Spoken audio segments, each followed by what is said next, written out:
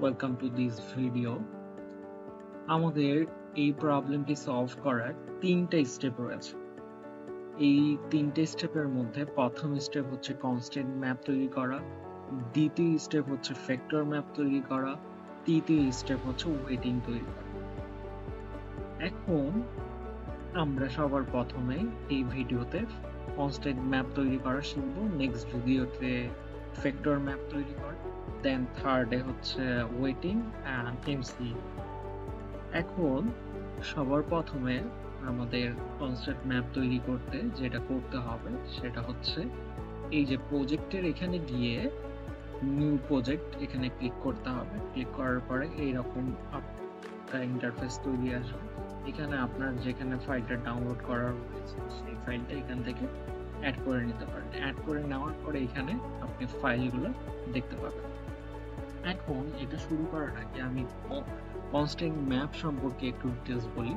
Constant map বলতে মূলত বোঝাচ্ছে যে আপনি যেই জায়গাগুলোতে একদমই আমাদের পটেনশিয়াল যে এরিয়া হবে কার্পেট ফ্যাক্টরির জন্য, এরকম এরিয়াগুলো একদমই হবে না, এইটা আপনি ফিক্সড করে দিচ্ছেন। আর যেই জায়গায় হবে এটা ফিক্স করে দিচ্ছেন। যে যেমন আমরা আগেই বলছি যে রিং যে জায়গায়, রিং এর রোড বলতে যেটা বোঝাচ্ছে সেটা হচ্ছে সব রোড এক জায়গায় মিলিত হয়ে একদম মার্কেট ওইখানে আছে, ওইখানে কার্পেট ফ্যাক্টরি হওয়ার মতো কোনো পসিবিলিটি নেই। তার মানে এই কার্পেট ফ্যাক্টরিকে আমরা এমন একটা ভ্যালু দিব যেটা দিয়ে বোঝা যাবো যে কার্পেট ফ্যাক্টরি থেকে কোনোভাবে পসিবিলিটি নাই, আর বাকি এরিয়াটাকে অন্য একটা ভ্যালু দিয়ে রিপ্রেজেন্ট করব। তো এই ভ্যালু দিয়ে রিপ্রেজেন্ট করাটাই হচ্ছে কনস্ট্যান্ট ম্যাপ। এখন সবার প্রথমে আমরা একটা কনস্ট্যান্ট ম্যাপ তৈরি করি, তাহলে হচ্ছে ক্লিয়ার হবে। কনস্ট্যান্ট ম্যাপ তৈরি করার জন্য সবার প্রথমে এখানে আগে একটু দেখে নিই যে কি কি ধরনের ডাটা আছে। প্রথমে কন্ট্রোল রয়েছে, ওই কাঠমান্ডু ভ্যালি, দেন সেকেন্ডটা হচ্ছে ডিজিটাল এলিভেশন মডেল ডাটা রয়েছে, দেন ল্যান্ডউইজ রয়েছে, তারপরে রিং এরিয়া রয়েছে আমরা দেখলাম, তারপরে রিভার, দেন রোড, এন্ড তারপরে আছে এই রোড। ওকে, তারপরে এখন আমাদের যেটা সবার প্রথম করতে হবে সেটা হচ্ছে এই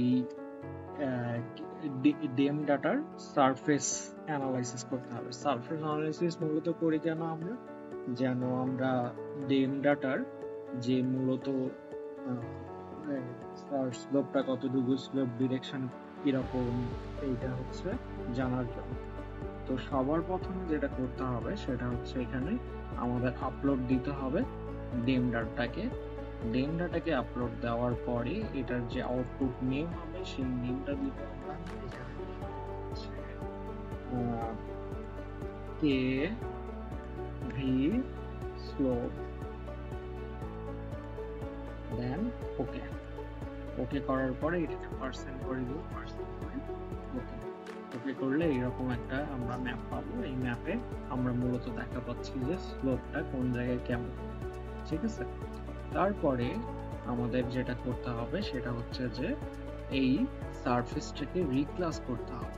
এখন রিক্লাস কেন করব, আমরা প্রথমেই বললাম যে কনস্ট্যান্ট ম্যাপে আমাদের ভ্যালু অ্যাসাইন করে দিতে লাগবে, যেন পরবর্তীতে আমরা যখন ম্যাপটা দেখি বলতে পারি যে এই এরিয়াটা আমাদের জন্য সুইটেবল, এই এরিয়াটা আমাদের জন্য সুইটেবল। প্রথমেই এখানে ইনপুট দিয়ে দিতে লাগবে। আমি আউটপুট ম্যাপ যদি প্রথম কনস্ট্যান্ট ম্যাপটা আউটপুটে আসে তাহলে একটু বুঝতে আরো সুবিধা হবে। তো এটা নাম দেব হচ্ছে স্লোপ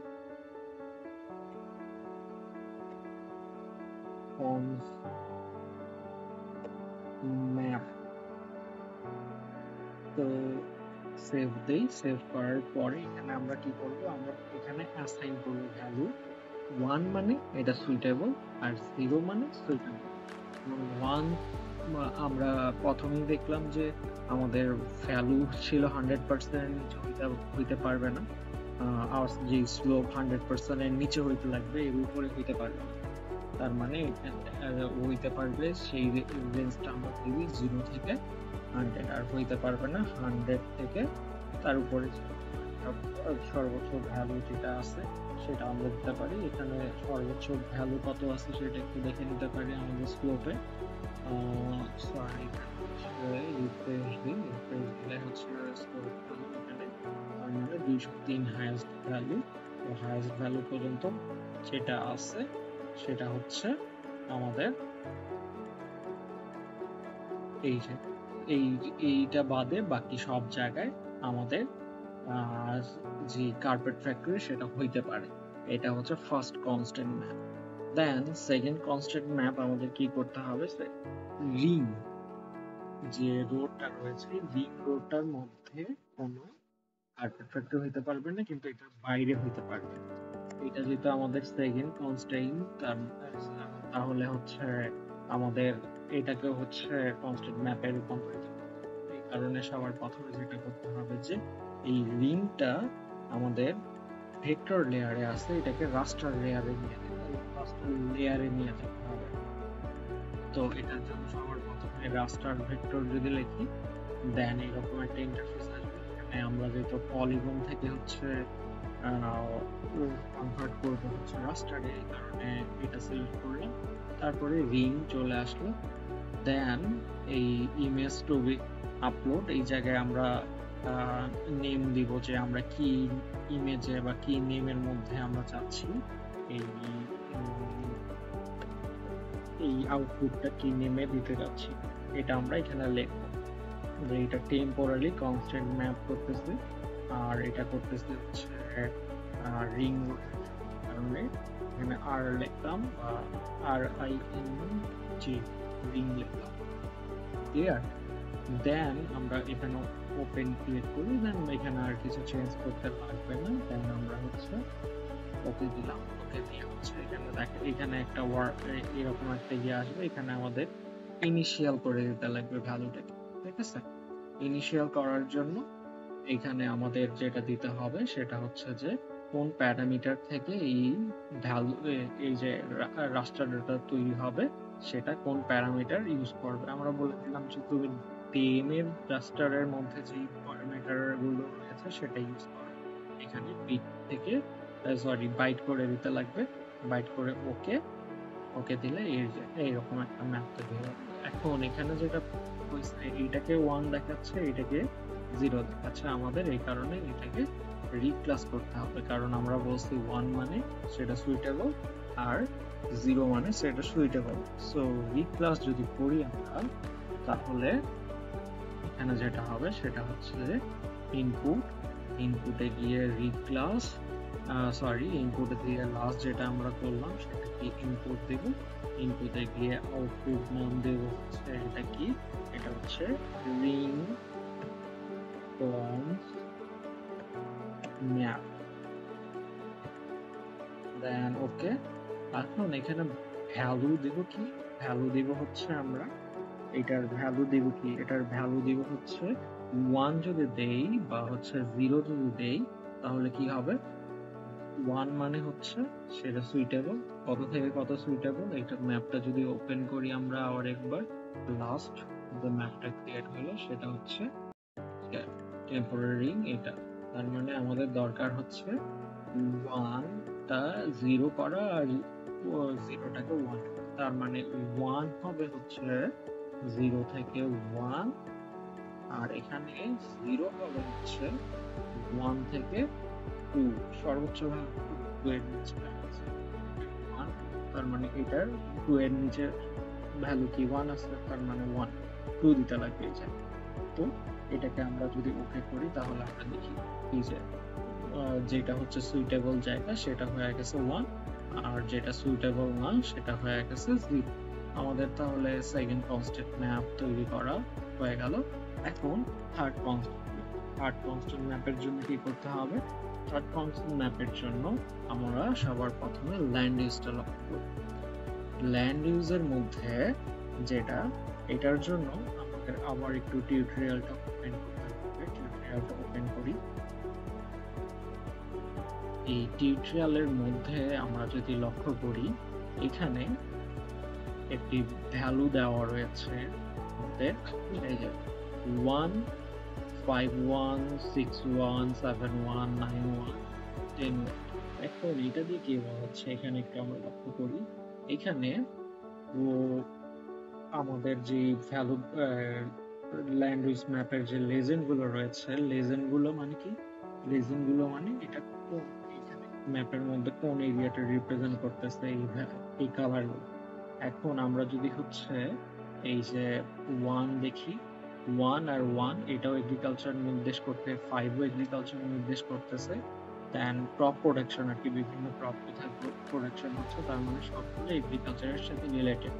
5 ও এগ্রিকালচারের সাথে রিলেটেড, 6 ও আমরা একটু মিলাই দেখি এই জায়গায়, যে 1 2 3 5 3 4 5 এটা ফিল্ড, তার মানে এগ্রিকালচারের সাথে রিলেটেড। 6 এগ্রিকালচার, 7 এগ্রিকালচারের সাথে রিলেটেড। তো তার মানে এখানে যে ভ্যালুগুলো দেওয়া রয়েছে এগুলো সবই এগ্রিকালচারের সাথে রিলেটেড। তাহলে আমাদের এইটাকে কি করতে হবে, এই প্রতিটা যে এগ্রিকালচারের রিলেটেড এগুলাকে একটার মধ্যে অ্যাসাইন করতে লাগবে। এটার জন্য আমাদের এখানে যে এডিট করতে লাগবে। এডিটে গিয়ে তাহলে আমরা কি করব, আছে এই ভ্যালুগুলো অ্যাসাইন করব।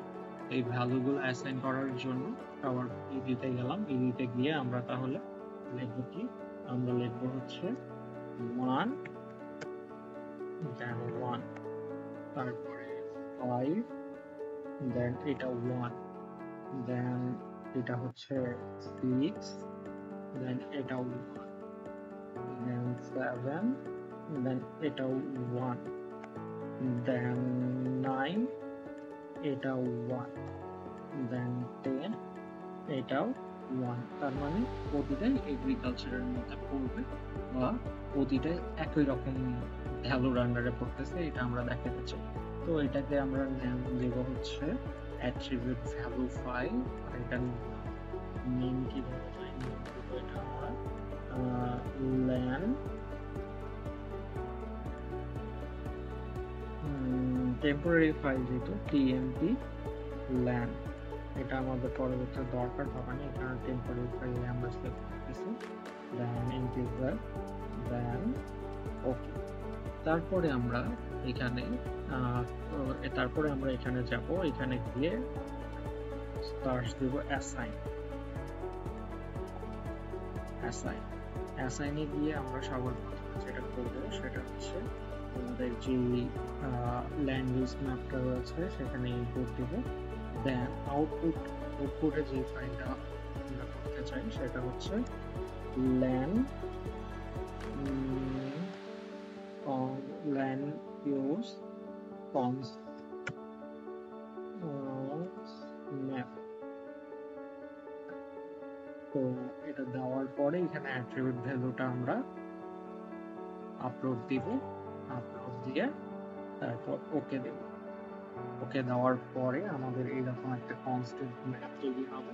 এটা দিয়ে কি বুঝতেছি, এই যে এগ্রিকালচার যে ল্যান্ডগুলো রয়েছে এগুলাকে আমরা ব্ল্যাক কালার দিয়ে রিপ্রেজেন্ট করলাম, আর রেড কালার বা পিঙ্ক কালার দিয়ে আমরা রিপ্রেজেন্ট করলাম হচ্ছে আমাদের অন্য যে ল্যান্ডগুলো রয়েছে। তার মানে এটা দিয়ে রিপ্রেজেন্ট করতেছে এই জায়গায় আমাদের কার্পেট ফ্যাক্টরি তৈরি করতে পারবো। এই যে এটাই হচ্ছে আমাদের যে মূলত তিনটা আমাদের কনস্ট্রাক্ট ম্যাপ লাগবে, সেই তিনটা কনস্ট্রাক্ট ম্যাপ। একটা হচ্ছে অলরেডি আমরা দেখতে পাচ্ছি ল্যাঙ্গুয়েজ কনস্ট ম্যাপ বা কনস্ট্রেইন ম্যাপ, দেন স্লট কনস্ট্রেইন ম্যাপ, দেন রিং কনস্ট্রেইন। এই তিনটা ম্যাপ আমরা পরবর্তীতে ওয়েটিং এর ক্ষেত্রে প্রয়োজন হবে। নেক্সট ভিডিওতে আমরা ফ্যাক্টর ম্যাপ সম্পর্কে জানব। ধন্যবাদ।